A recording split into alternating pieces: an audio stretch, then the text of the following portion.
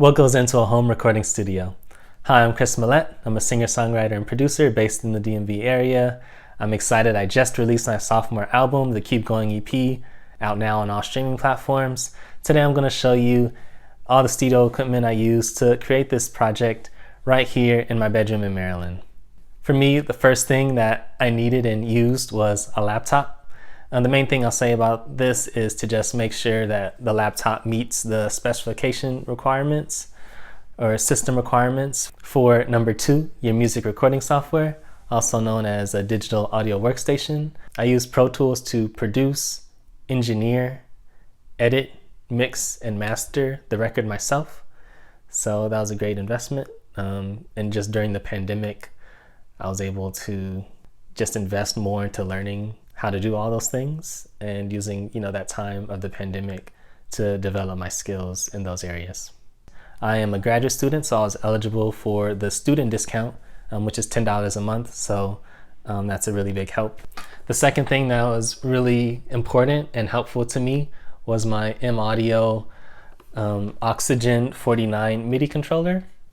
And I use this to perform chord progressions and melodies, and also program drums that go into my digital audio workstation on my computer into Pro Tools. So that controller, that MIDI keyboard, is what I use essentially to produce the album, and it's really helpful. I enjoy it's the M-Audio Oxygen. It costs about $180 depending on where you get it. I chose the 49 because I play piano, and it's helpful for me to have that amount of octaves for me to be able to play the chord progressions I like. Interestingly, it comes with drum pads, but I prefer to just use the keys to program drums. I don't even use the drum pads, so I guess that's just personal preference with this controller and how it works into Pro Tools. The next important thing that I needed to create my album was an audio interface, so I use this Focusrite Scarlett Solo interface. It's great. My understanding of what audio interfaces do is process audio signals in and out of your computer. So I listen to the music I make out of this interface because my headphones are connected to the interface. Also, my microphone connects to the interface. So when I recorded vocals, that signal went into the interface and then into the computer. Depending on where you get it, a Focusrite Scarlett Solo can cost around $120.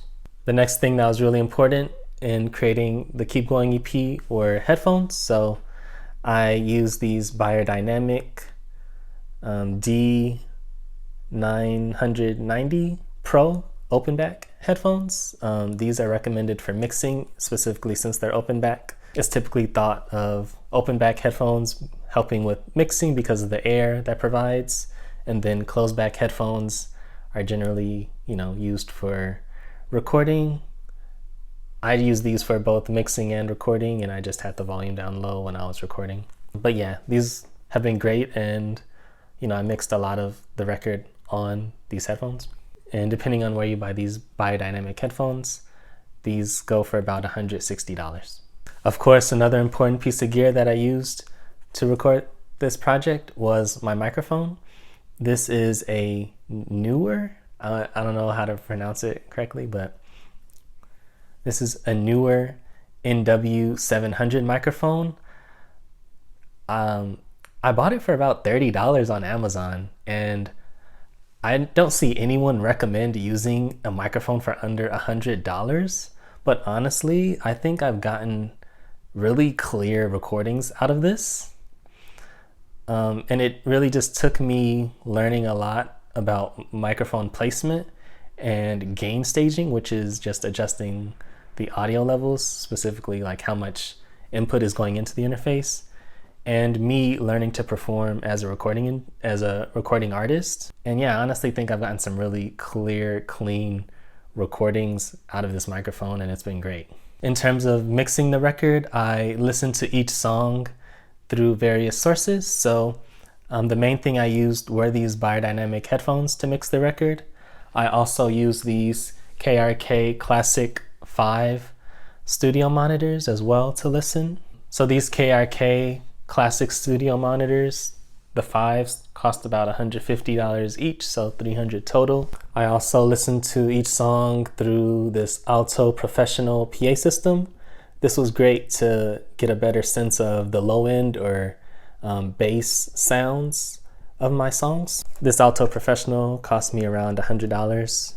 Of course, I listened to the songs through my earpods and through my phone speakers. Yeah, so that's essentially everything that I used to create my sophomore album, the Keep Going EP.